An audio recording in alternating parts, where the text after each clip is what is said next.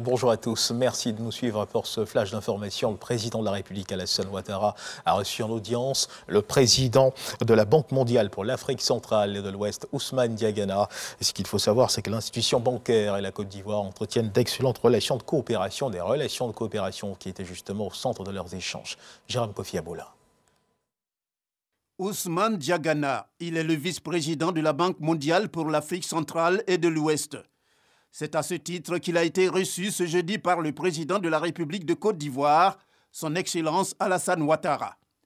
A pris part à l'entretien qui s'est déroulé entre lui et le chef de l'État ivoirien, le vice-président Région Afrique de la SFI. Du côté de la SFI, nous avons parlé du rôle du secteur privé dans le développement de la Côte d'Ivoire et au-delà de la Côte d'Ivoire de la région. Nous sommes réjouis de la tenue à Abidjan de Africa CEO Forum. C'était une bonne occasion justement de faire le point avec des participants sur le développement, le point d'inflexion dans lequel nous sommes en Afrique, vraiment, et qu'il faut continuer à développer le secteur privé.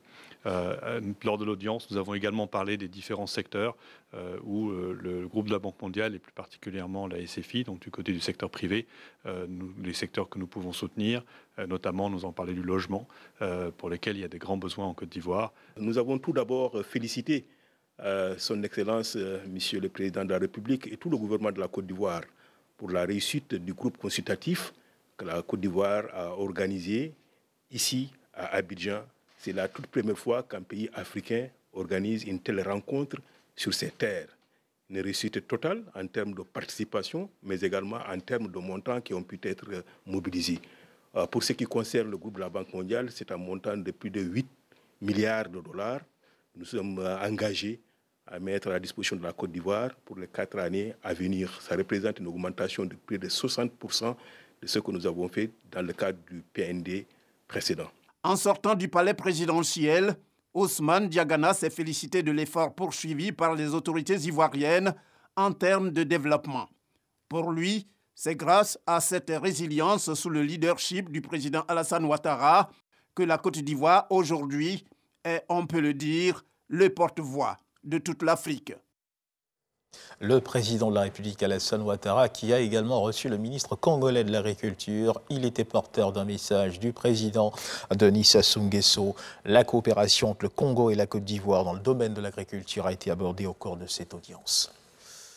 Au chapitre des activités de la Première Dame, ce qu'il faut savoir, c'est que le dernier dîner gala organisé par la Fondation Children of Africa de la Première Dame Dominique Ouattara a récolté à ce jour plus de 6 milliards de francs CFA auprès des donateurs, un montant largement au-dessus de l'objectif initial qui était de mobiliser 4 milliards de francs CFA pour la construction d'un centre d'accueil pour les femmes victimes de violences à Adiaké et pour la reconstruction de la case des enfants dans la commune du Plateau.